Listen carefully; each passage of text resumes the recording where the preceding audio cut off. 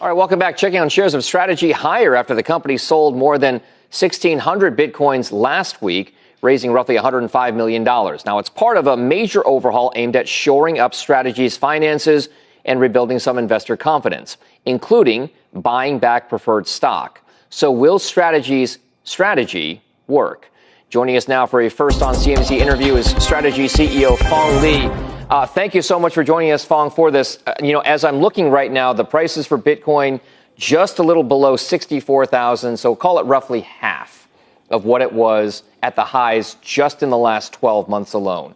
We're closer to the bottoms here at the 52-week range than the top. What exactly is your outlook for it, and how exactly are you navigating this kind of price action given your corporate balance sheet needs? Yeah, look, I think Bitcoin is going through a bear cycle right now, and some of that is external macroeconomic. I think there's a major funding that's happening with AI. I think there's uncertainty with interest rates. There's uncertainty with wars around the world, and there's uncertainty with governmental legislation. We, as a company, went through this in 2022. Right? We actively manage our capital structure. We rotate into Bitcoin. We sell Bitcoin when we need to, and we'll continue to do so.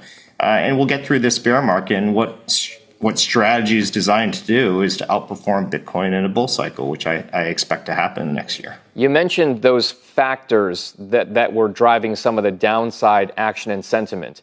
It wasn't that long ago that many of those factors were reasons to be in cryptocurrencies and specifically in Bitcoin. The fact that they were decentralized from traditional finance, the reasons because you didn't have some of the exposure to fiat currencies and some of the geopolitical aspects, cross-border transactions.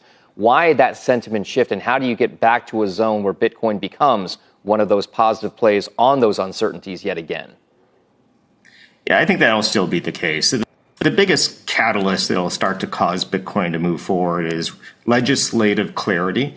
And what I mean is we need the SEC and the Treasury and the CFTC to move forward with a set of excellent rules that they have planned to allow tokenization of real world assets, to allow stable coins to be implemented. What will happen then is large banks, and we've seen them, will start to move into this space, and that'll be a major catalyst for Bitcoin.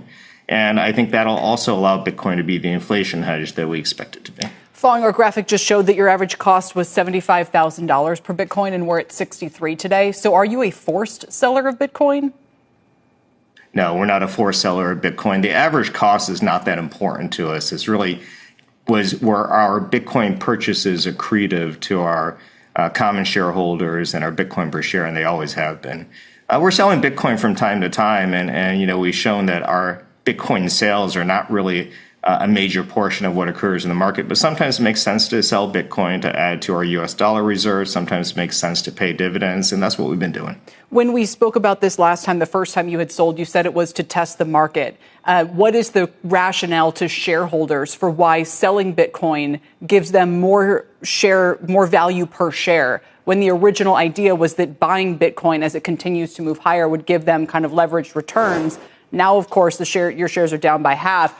What is the shareholder value you are creating by selling your Bitcoin here? Well, I'll start with the big picture, right? The big picture is we have net 142,000 or 170,000 Bitcoin we've added this year. We've added over 35x the number of Bitcoin that we sold. So I think focusing on the sales of Bitcoin is really focusing on a very small amount. We've done it in the last couple of weeks to pay dividends. We've done it in the last few weeks to buy back Stretch, which is trading below par, and that's accretive to Bitcoin per share when we do that.